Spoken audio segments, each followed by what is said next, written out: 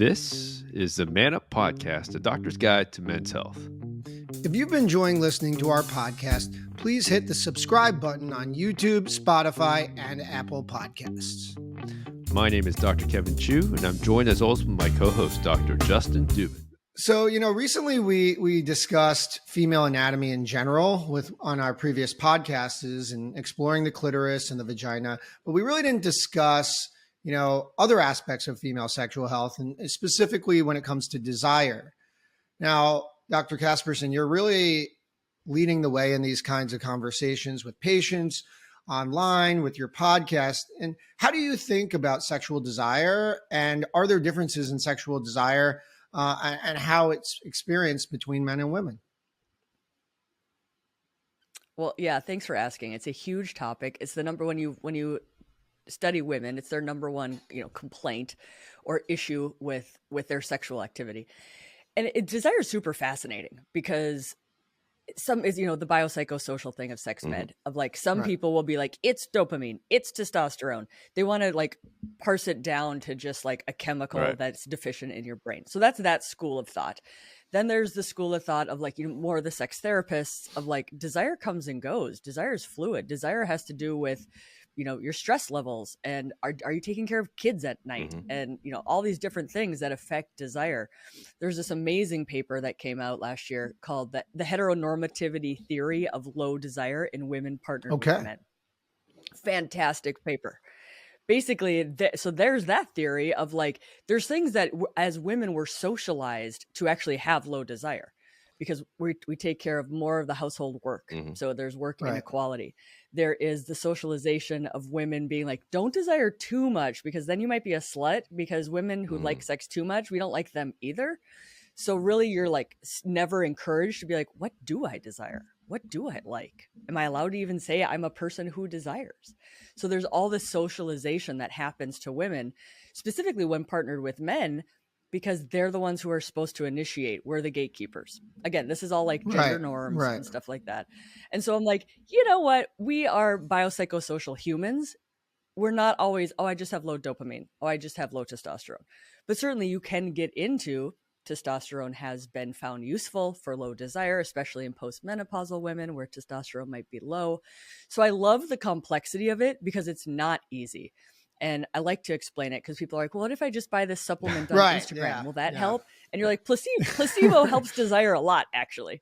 Like if you think you're going to have better sex and desire that person more, it's going to work. So, but people will fall victim to internet advertising. And then there's the whole theory of like, is desire even important? Is the point of your life to have desire for sex, or is your point of life to have good sex? And do you need desire to have good sex? I always like the exercise equation of like, I do not desire to work out all the time, but I'm pretty damn fit because I want exercise in my life. And when I do it or after it, it's great. And a lot of desire, especially with sex for women, will come during sex or after sex. Like, I forgot how good that was. Like, I never prioritize that because I always forget how good that was. But that was so great. Can that's such an interesting. Like, that's so interesting because I think Kevin's going to agree with me that guys are like ready to go. We're like, all right, like we finished that. We're like, that was awesome. Like guys are like, oh yeah, that's great. Like exactly like how I wanted to do it. And it's a different perspective. It's a very different way of thinking. And so because it's like a reminder is what you're saying. Rosemary Bassan. Totally. And Rosemary Bassan was the one who published like, maybe desire doesn't come first. Maybe this isn't linear for all humans. Maybe it can come in the middle or maybe it can come afterwards. And so people get so hung up, they'll come to a clinic and they'll be like, are you sexually active? No, I just don't have any desire. And it's like, well, I don't have desire for, eating well, but like I prioritize it and then I'm happy I do it when I do it. Like we always think like it comes first on the bus stop. And so one of the chapters in my book is like F desire of like, maybe we should just work on having sex worth desiring instead of like waiting for this first bus stop to then go have sex. That's so interesting. Kevin, you were going to say something? Sorry. Yeah. So, I like the way how you said like, I do see these IG ads where I see where it's like, you take this one supplement and it's going to fix your desire issues. Right. But, as we are doctors, and we try to like to break things into different facets. So why don't we just focus on like just a chemical aspect of it? Because, and guys, we do use testosterone to help in one portion for treating desire. So how about for women? Is there something like testosterone, or as you touched on, you can use testosterone in women to help with one aspect of desire? Yeah, testosterone is very interesting in America. There is the Australian FDA has an Australian approved product for females. So it's dosed for, Oh, female dose. And what we got to back up for, because I think a lot of people don't understand that women have right. testosterone. Because what we did is Right. we gendered hormones, right? Like we all Mhm. gendered hormones in med school without knowing it. Like testosterone's the male hormone, That's estrogen's the true. female Yeah. hormone. And what we did when we gendered them is we erased the fact that there's testosterone in all bodies. Just like estrogen. Just like So estrogen. your Just typical, saying. Yeah. just like True. estrogen. Yeah, yeah. And depending upon where you are in your cycle, for a woman who's premenstrual, she'll have more testosterone in her body Yeah. than estrogen. It's just Interesting. 1/10 of the male Right. dose, right? But you never know that because testosterone's deciliters per Right. blah blah Yeah. blah, and estradiol's right. Like they're actually measured differently, Yeah. so you'd never see like the testosterone. I actually had to like do the Yeah. conversion for my book to like point out that we actually have a lot of testosterone.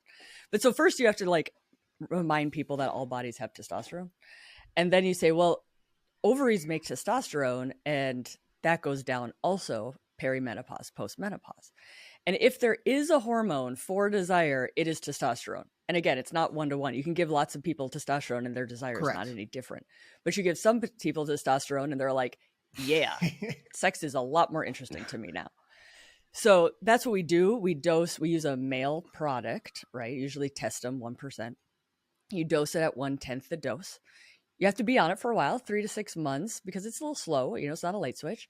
And they say if it doesn't work by then for your desire, it's probably your low desire is probably not from a low testosterone condition. But the big question of why don't we have a female testosterone dose in this country? Of like, it's a cheap hormone, you can't patent it. Who's going to do it? The FDA said we require $1 billion study, because the bar for safety in women in research in our country is actually much higher than the bar they use for men. So to get a new testosterone product, it's like, some millions to get a man approved. For a woman, they said it's going to be $1 billion. So who's going to do it? And if you did it, you'd put pink packaging on it and charge $700, which nobody would buy it Right. because you can just use the male Right. stuff. Well, we dosed saw at that 1/10%. with some other drugs. But maybe Yeah. more than you wanted to know, but it's No, it's very fascinating. interesting. And we've seen that problem with other drugs, like flibanserin and stuff like that for sure, where it's been very expensive and hard to get. But for other Well, how things. about flibanserin? Yeah. Let's. Why don't we talk about flibanserin? Yeah. So there's bremelanotide and flibanserin. So flibanserin's Right. Addie, right? Yes, Am I yes, getting my yes. generics in Yeah. my okay, so Addie came around, was studied initially as an antidepressant. Right. Worked kind of crappy as an antidepressant. This is kind of like the Viagra story Right. too, right? Like worked kind of crappy. So just to High give blood people a pressure. background, flibanserin And, is like but so- considered the female Viagra. That's what we're talking about right here. Yep. Although technically Correct. different, because Viagra works on blood flow Absolutely. and arousal, and flibanserin is more Right. desire. Right. Again, going at the bio of the Mhm. biopsychosocial, that maybe it's just a dopamine. Right. Maybe if you just had some more dopamine. Dopamine gets released, interestingly enough, dopamine gets released in the pursuit of something that is desirable. So if I'm like, let's say I've got chocolate cake upstairs, right? I'm getting a dopamine release by pursuing that chocolate cake because that's worth it. For me. Right. So people think dopamine is released for the event of like, no, it's actually released. It gets It's us out of our cave. anticipatory and like a reward chasing your goal kind of thing. Yeah.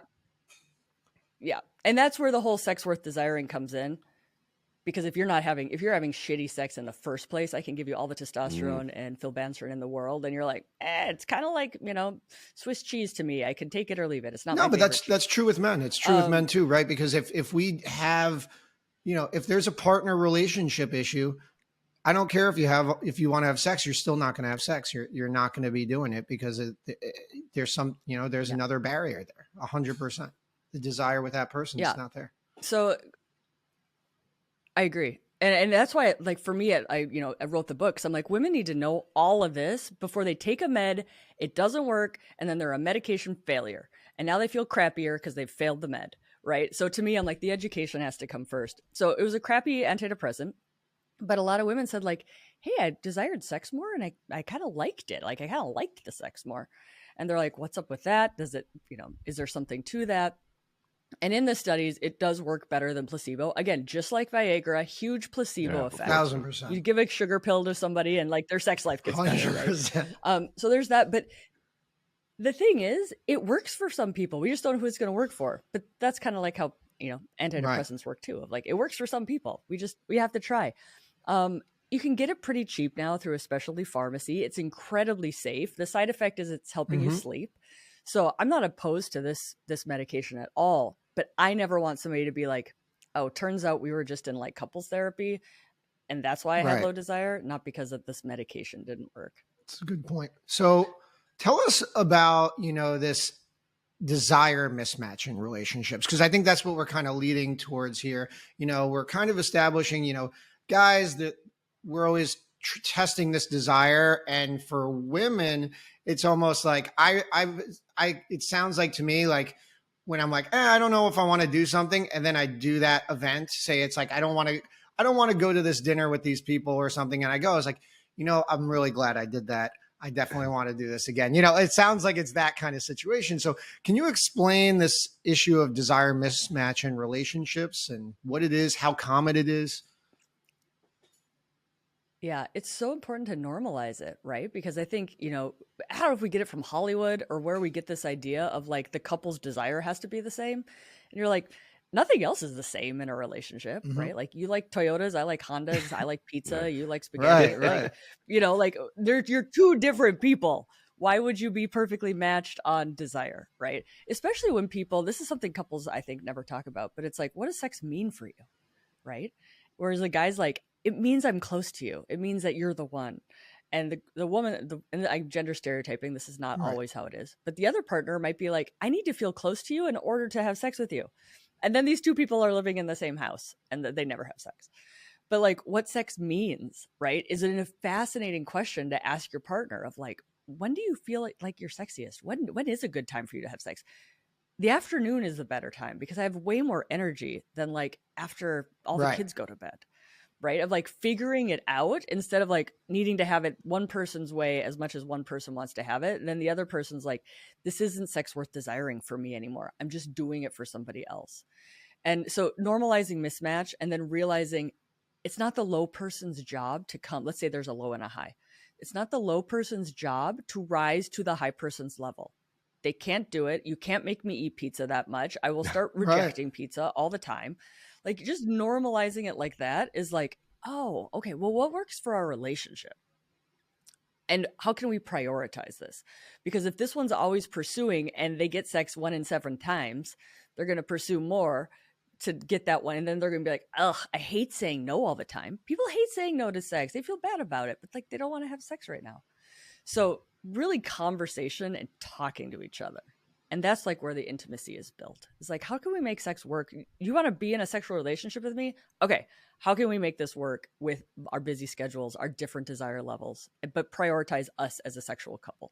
I think that's a great point. And that's what a lot of this we always kind of get back to is that communication is key.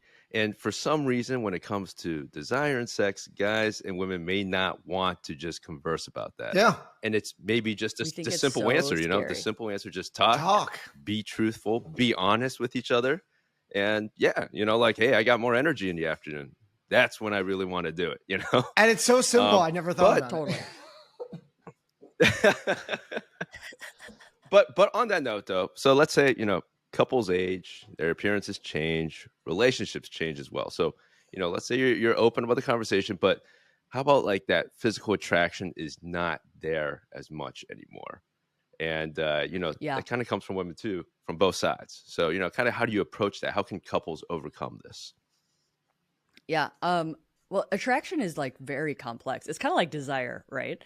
Of like, the reason why you're not attracted to somebody, it could be physical. It could be a trust issue. Trust got broken, right? It could be like somebody really made you upset about something and it's still not resolved, right? And so you say you're not attracted to them, but you're like, what actually is it where I don't want to, participate with this person anymore? Sometimes it's just distance, or like you've turned into like parent management team instead of like two people who are attracted, Yeah. who like got together because they were attracted, they had similar interests, and really prioritizing like spend some time with this person. Spend some time with this person, like doing fun stuff. Again, looking at like the dopamine that goes up, but like dancing and laughing, going to comedy, like things that get your enjoyment up with that person really does help as far as being like, oh yeah, you're pretty cool. You don't just parent my children with me.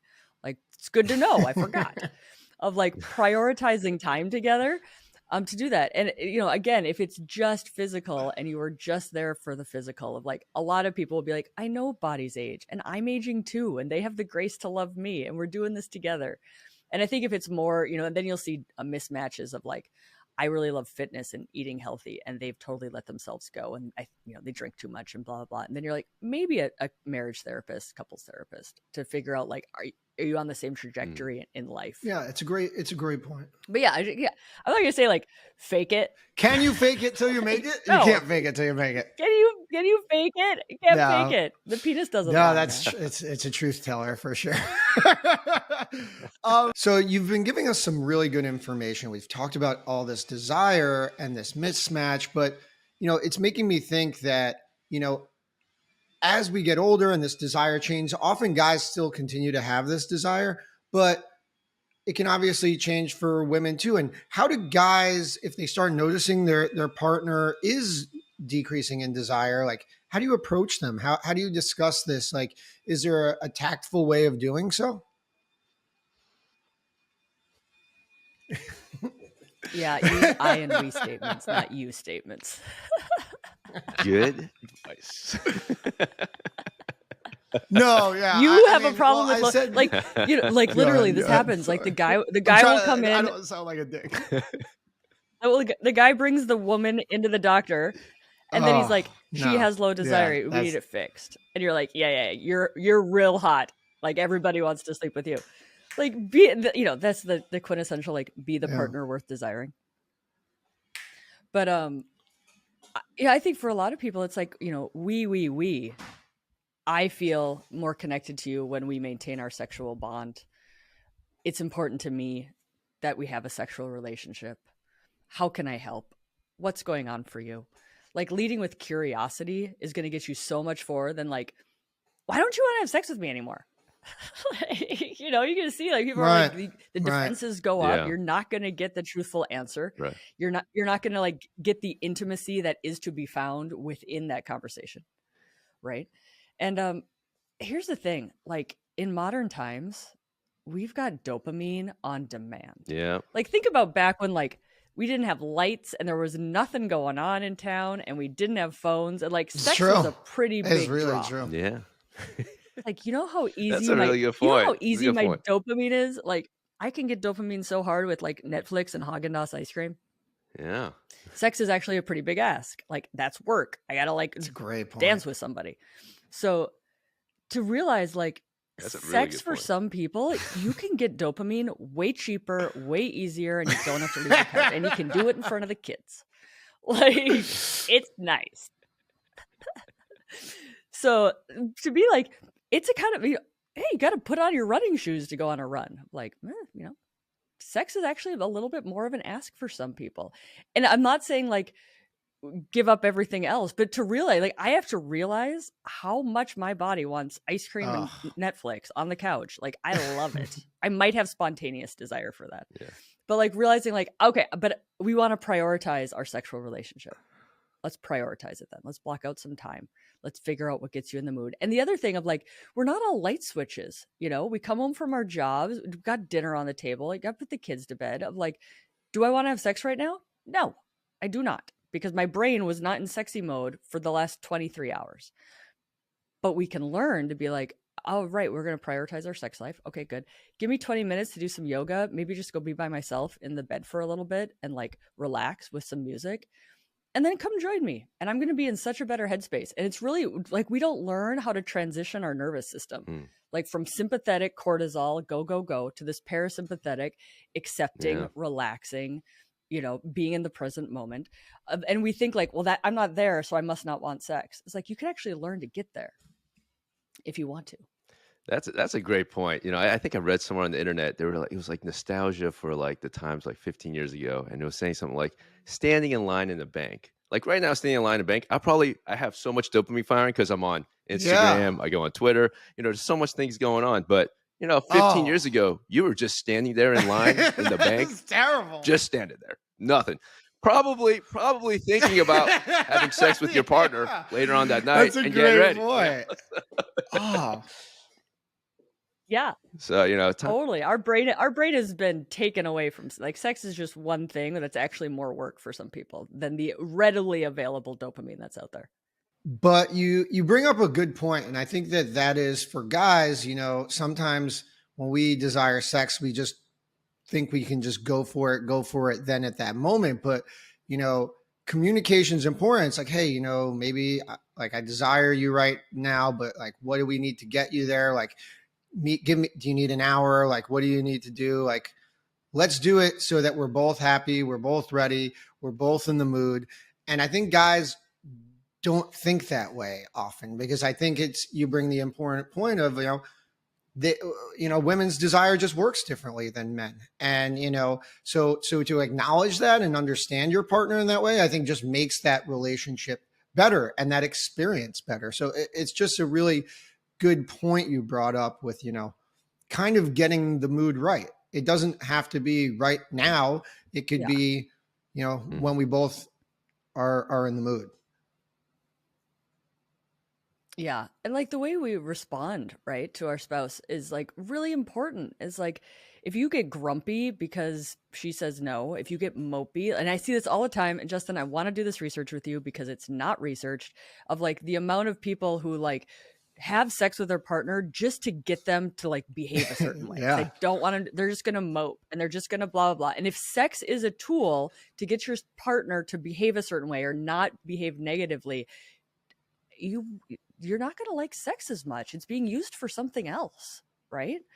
And we don't have a lot of, I would love to quote our Let's do paper it. on that in the future, but like really realizing the role that we play, and like it's okay for somebody to say no to you and not have sex tonight, and like be an adult and like be able to handle that.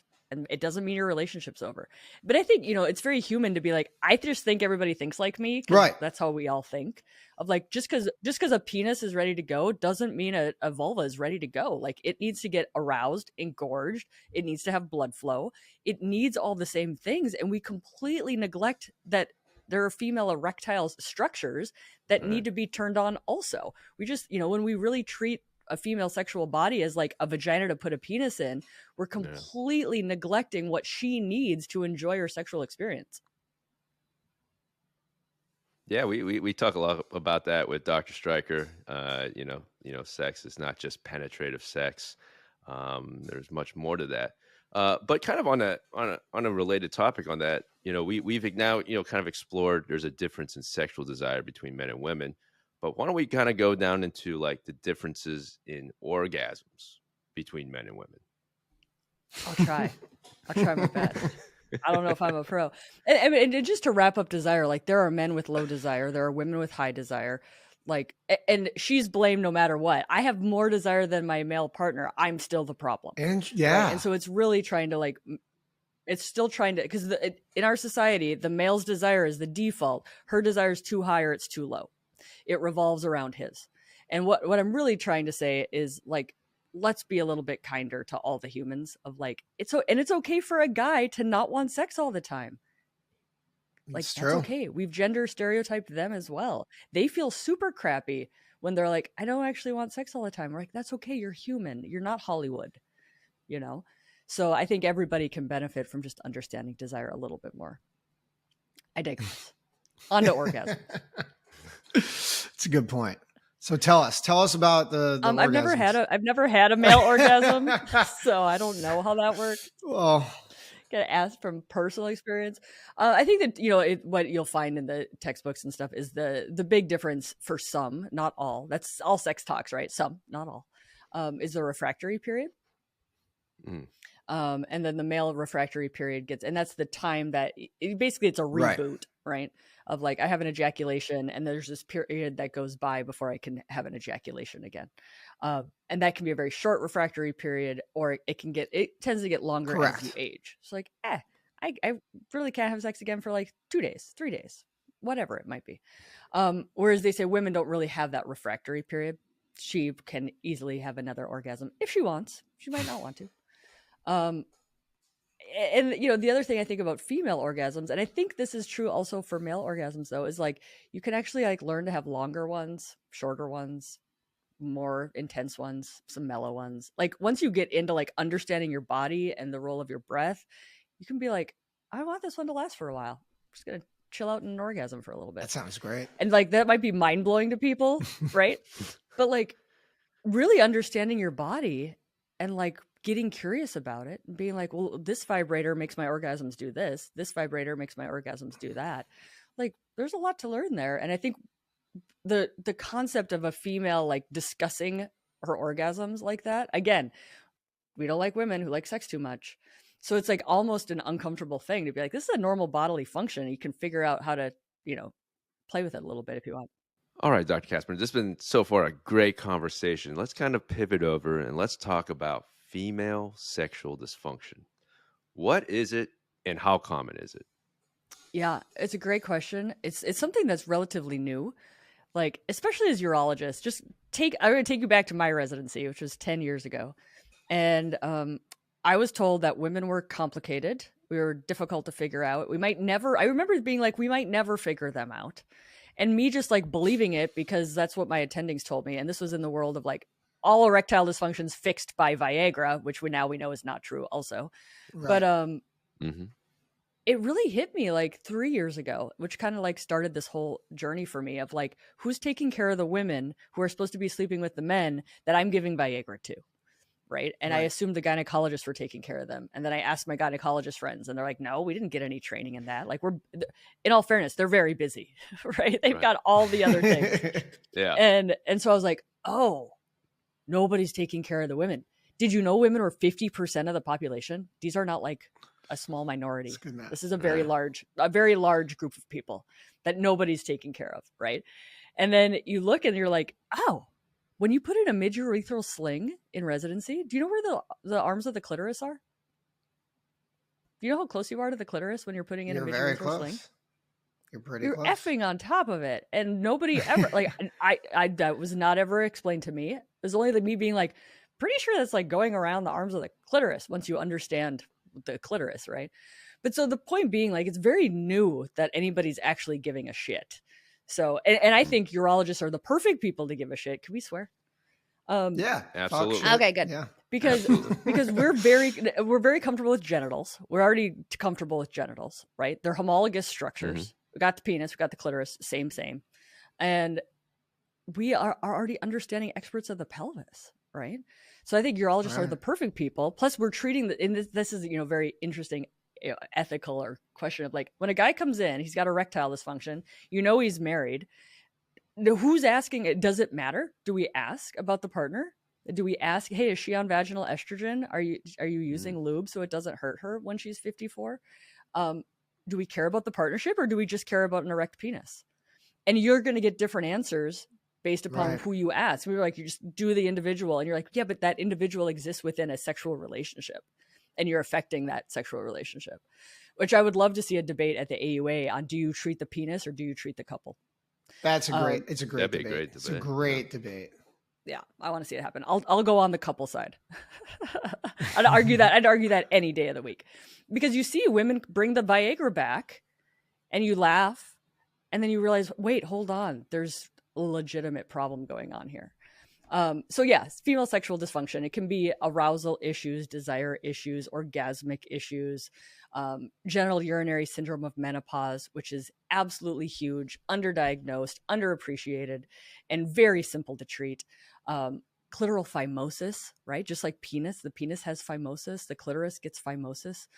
So it's really an amazing field that's biopsychosocial. It covers all aspects. And it's not scary, and it's not difficult, and it's not hard. And, all the things that like sound nice, but it's actually a way of like dismissing that we care about those people. Right. But it's also very, very common. I think that's important for guys to know, just as common as erectile dysfunction is, almost 50% of the population has experienced, erectile dysfunction. About 50% of women have experienced some aspect of female dysfunction almost. I think the data is really showing like in the 40s, 42%, 45%, US and around the world. So, that commonality is very important for guys to understand, I can have issues with my penis. My partner may have issues with desire, painful intercourse, issues with their vulva, issues with arousal, orgasm. Now, identification of that. Obviously, it's easy for, a partner to figure out that if you have erectile dysfunction, but how can guys identify these things? Is there a better way to open up the communication route for identifying female sexual dysfunction? Because we talked about desire, but that's really only one aspect of it, as you alluded to. For female sexual dysfunction, there's a lot of different things. And how do you start a conversation if you're worried about it? Because statistically speaking, almost half of their guys' partners listening to this are probably having some kind of issue that maybe they don't know about. That's right. Well, I think number one is normalizing that pain is never normal, never okay. And I think guys do know. A lot of guys do know that their partner's having pain with sex, but like the partner's like, it's fine, just, get it in and then it'll be fine. Like really kind of dismissing pain. And you can, the women will come to see me and they're like, I have two problems. I've got pain with sex and I've got low desire. And I'm like, I'm going to make this easy. I'm going to only give you one problem. You have pain with sex. We don't desire things that are painful, right? Like, of course your desire for sex goes down when you have pains. And pain is very big. It's very, very common. And it's, multitude of reasons. It's probably a whole podcast episode, but going into like, not just being like, well, she says it's okay, so like, let's just do it. Of like, no, you're setting up like an avoidance pathway in the brain every time you give somebody pain.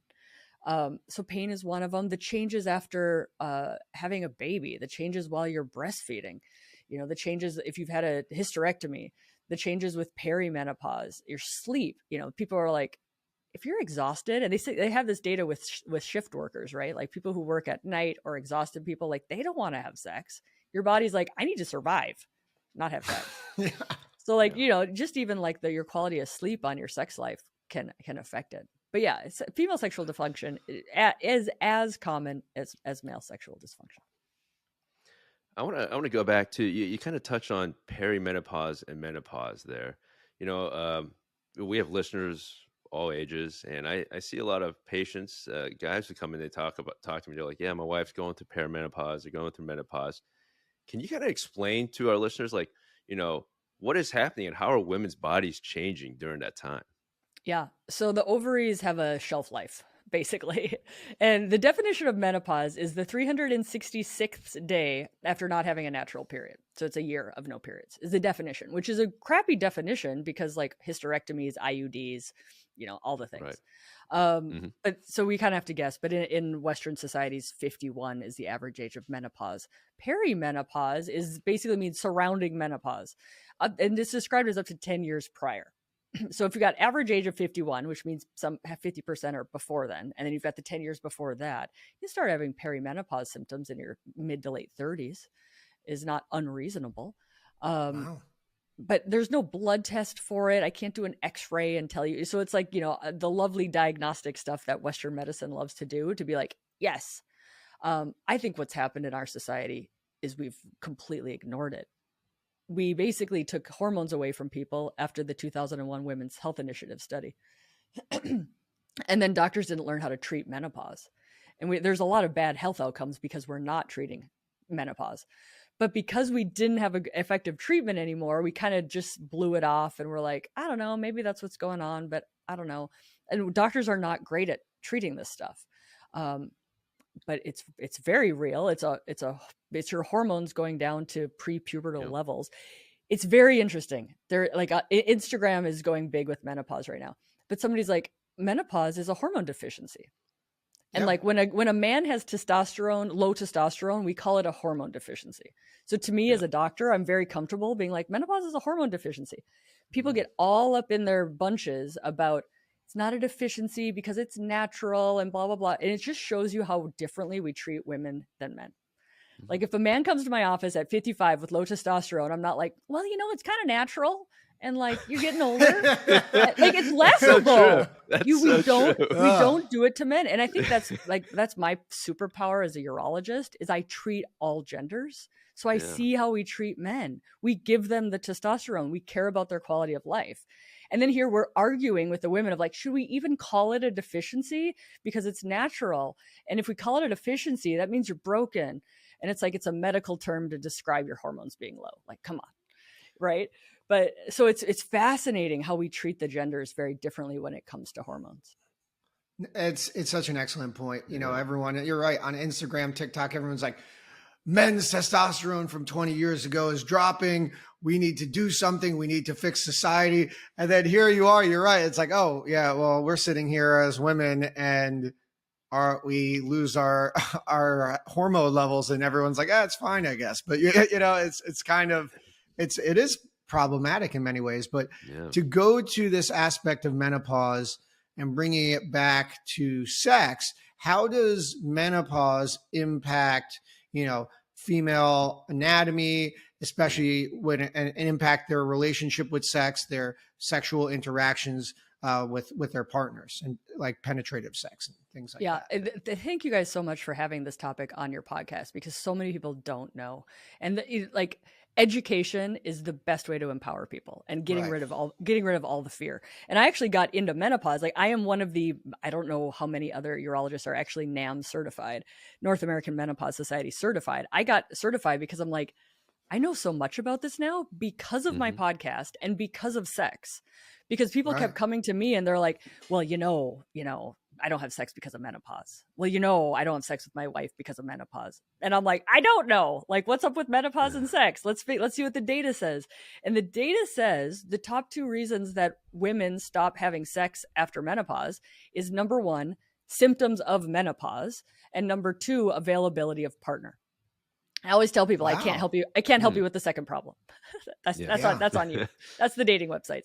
But so if you're having hot flashes, if you have worse anxiety, if you're sleeping poorly, if your vagina is dry, all the symptoms of menopause, you're less likely because people are like, is it just estrogen? Right. And in a roundabout way, yes. Estrogen is not, again, going back to the testosterone is really your desire hormone. You give people estrogen, their desire doesn't really change all that much. For some people, it does. But for some people, it doesn't. And you can do rat studies and you're like, yeah, their desire doesn't, but their receptivity increases. Estrogen is more of a receptive sexual hormone. But it fixes all the menopause symptoms. I'm sleeping better. My moods are more stable. I'm not hot flashing all the time. Like all that stuff. And then they're like, I just feel better my joints don't ache. Yeah. Like if guys were like, my joints ache, and we're like, well, try some wine. And we're like, we can fix joint aching. It's called hormone treatment, right? Like, and then they want to have sex more because they just feel better. They feel more like themselves. It's like, so inadvertently, we don't give estrogen to increase your desire. We give estrogen to treat your menopause. Now you're feeling more like yourself. You're feeling better. Your desire goes up. So, does that answer the question? Yeah, and also, and vaginal estrogen has also been shown to help, especially if you're having issues with vaginal dryness. That could be a case where, like, I've seen where women are like, I just don't want to have sex as much because it hurts a lot more. Yeah, it hurts. But vaginal estrogen it's a great resource and has been, I think. I mean, I'm on the vaginal estrogen as preventative medicine bandwagon. I'd love to see studies again, but we don't have it. So vaginal estrogen is so safe. It's over the counter in multiple countries. It just went over the counter in the UK for various reasons. It's fascinating. But that's how safe it is, number 1. It is hundredths of a percentage less than systemic menopause hormones, which is still way lower than you age 25 hormones. Like vaginal estrogen is nothing. This is skincare. This is like putting sunscreen on my face and wondering why my foot gets burned. It's like, because it doesn't get there. It's just like so minimal amount. But yeah, I like it as preventative medicine because in Western medicine, I come to you when stuff's broken. Yeah. I've got urinary tract infections. I've got, I stopped, so many of my women, I stopped having sex 7 years ago because it hurt. And I'm like, did you know that's a menopause thing and it can be treated? They're like, no, they don't know. And their partners don't know either. But so I like preventative medicine starting at age around 55. Again, I can't give you a guideline on that, but why come to me already broken? Why come to you with the sun damage? You're going to be on sunscreen, right? So I'm like, sunscreen and seatbelts. That's where vaginal estrogen is in my world. Great analogy. Genital urinary That's so syndrome of great to menopause. know. Yeah, it's 50 to 80% of postmenopause people. This is the female genital structures and bladder became that way because of estrogen. And so they have issues when you take the estrogen away. Yeah. I thought, you guys, I didn't learn this in urology. I thought that there were just 70-year-old women who were born without labia minora until I went to an Ishwish conference and they're like, yeah, the labia minora resorbs when you don't have estrogen. And I was like, it's wild. Yeah. I was crazy. Like, holy shit, things I didn't learn in urology. I'm like, I just thought some people were born without them and they just happened to all be 70. But like, that's a sexual structure. Yeah. It's a sexual structure. It's concerning. Yeah. It's involved in arousal and blood flow and ability to orgasm. We need to keep them healthy. We give it estrogen. I'm going to play this clip for a lot of my patients because, I think the one thing you pointed out is, and it's a struggle that I have, is so many women are actually so scared of, like, they're like, oh, no, but all the risks. And, pointing it out that it's actually over the counter in the UK, I think will really help. Yeah, it's super helpful. This is all of this is interesting because I'm just a nerd on all this, but it's like, so the FDA has a rule, and the FDA's rule says we have to apply the black box warning to any formulation of this drug. And so super high estrogen formulations that we don't even use anymore, possibly associated from the Women's Health Initiative study, which we now know is highly flawed, trickles down to being on an estrogen cream label. And so they come to me, I tell them it's safe, I tell them it doesn't cause cancer, and then I tell them, you will read, if you are a label reader, you will read the opposite. And now you have to decide between your doctor telling you the truth and the FDA telling you the truth. And I'm actually working with a lawyer to go see if we can, we know people at Pfizer, we're actually working on getting this damn label changed. Because it is preventing so many people from getting the care, the safe care that they need. And like, it's a clockwork. I talk about vaginal estrogen and they're like, well, my aunt had breast cancer and my cousin had breast cancer and my sister. And I look at them because I'm a little saucy and I'm like, I'm sorry, but like, why is that relevant here? They don't know why. They don't know where the estrogen caused breast cancer even came from. And I'm like, it doesn't cause breast cancer. But we got to, like, that's where you have to get before I can even get you treatment. Yeah, that's a good point. It's so interesting, and I think it's enlightening for guys to know because, as you're saying, their partners may not want to engage, and there's that desire mismatch because of these things in a potential postmenopausal partnership. And if guys are actually informed about this now, maybe they can have that conversation with their partner. Hey, I heard about this thing, and maybe it's something we can go talk to the doctor about. But what other things though for men who have a partner who is either menopausal or postmenopausal, what are ways in which they can be better and engage in sex in a more satisfying way with their partner? Is there some nuances that guys at that point have to know about? Yeah, let's give people the good news, right? So if you look at the sexually satisfied people and like the experts at sex who are like the self-proclaimed, like, I'm having great sex, those people, they actually looked at them because they're like, we want to figure out what they're doing right. Right. And these are not young people. These are people in their 50s, 60s, 70s, 40s. These are the people having the magnificent sex for various reasons. They're comfortable with their body. They're excellent communicators. They're willing to fail.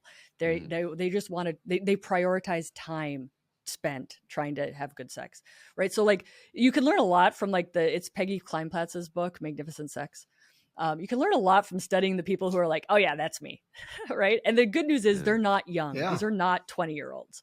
So people, that whole like, I had a couple come in and they're like, well, if you're telling us that we could have sex like when we're older, and I'm like, you guys are in your 40s, like you're going to be fine but you got to know that it's possible, right? I have people in their 80s having sex. They're completely happy. They're on some hormones, let me tell you. But like, and they use lube. But yeah, I think number one is lube. Right? We get dry skin, whether or not we're using estrogen yet or not. There is a barrier to care because we have to go to a doctor. We have to go to a doctor to get vaginal estrogen cream. That doctor might not know it doesn't cause cancer. That doctor might not care that your sex life is important to you. That doctor might not know the role of estrogen in preserving pelvic health structures, right? So it legit is a struggle in this country to get access to care. Big barriers. Big barrier. I did not know that until I started being on Instagram and all the women started talking to me. Like I have so much more insight now. But so lube for orgasm. I would say the penis and the clitoris aren't self-lubricating organs. Don't make the vagina do all the work. So I love silicone lube. I love oil-based lube. If condoms isn't something people have to worry about, those are fantastic because they're long lasting. They just feel better. They're not like that tacky, sticky water-based lube stuff.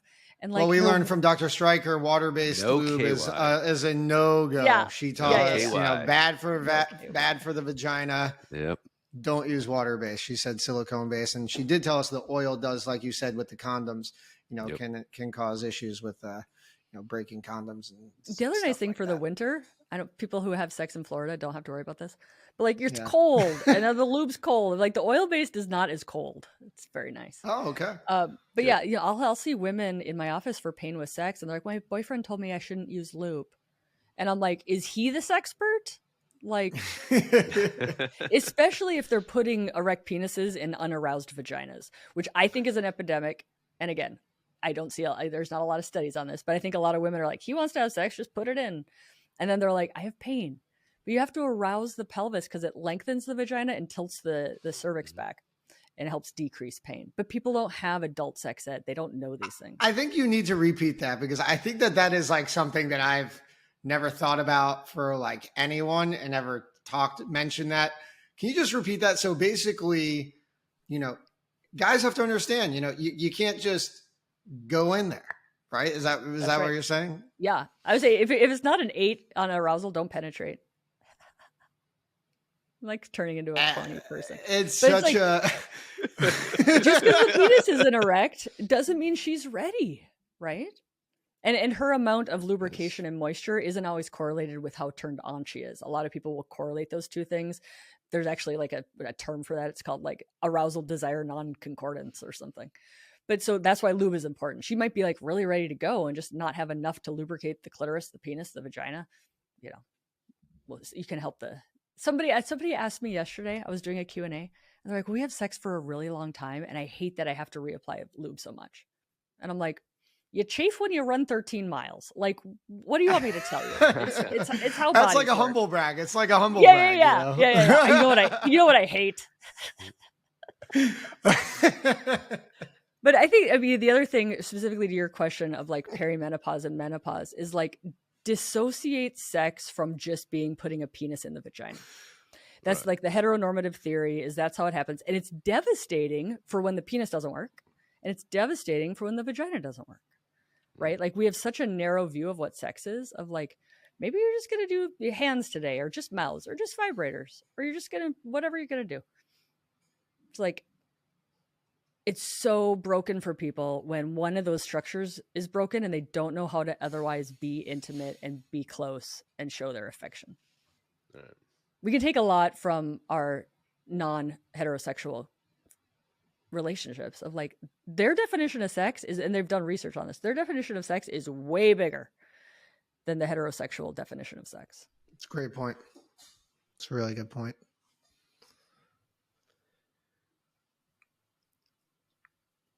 All right.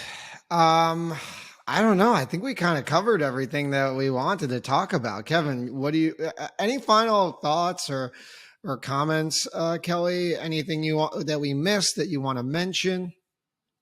No, I think it's good. I mean, I think what we're lacking in this country and what you guys are trying to help and what I'm trying to help is adult sex education. It's like we got this disease and pregnancy prevention plan before we were even adults or like having consistent sex. And then we're all like fumbling around, assuming things about each other and getting nowhere and feeling crappy. And it's like adult sex ed is going to change the world. Certainly going to help a lot of people out. And I think it comes down to just communication. It's every one of these. The theme has been communication. Yeah. It's never about sex, actually. That's what I've learned. It's never actually about sex. It's about feeling like I've been listened to and that you understand me. And like, that's where the intimacy is, in talking about this, not in the actual sex act. That's great. Well, for our listeners, I'm sure most of our listeners know of you and have found you online, but where can everyone find you online? Where can they read your book? Tell us all of your information. All the things. If they want me reading the book, I did the audio, so that's pretty fun. Great. You can find that on Amazon. I'm on Instagram at Kelly Casperson MD, and that's my website as well, Kelly Casperson MD. The book and the podcast are You Are Not Broken. Beautiful. So I want to thank Dr. Casperson for coming on again. As always, guys, thanks for listening. Questions, comments, concerns, you can always reach out to Kevin or I at our Instagram platforms. Please follow us on TikTok, Instagram, YouTube, Twitter, subscribe, download. We're on all podcasting platforms, including Spotify and iTunes. Give us a review, comment. 5 stars is always appreciated. You can also find us on our website. Kevs, what is our website? The website is www.themanuppod.com. And all of our Instagram, all of our platforms, social media handles are at The Man Up Pod. So you can follow us along there. For Dr. Casperson, Kevin, and I, thanks for listening. Until next time, have a good one.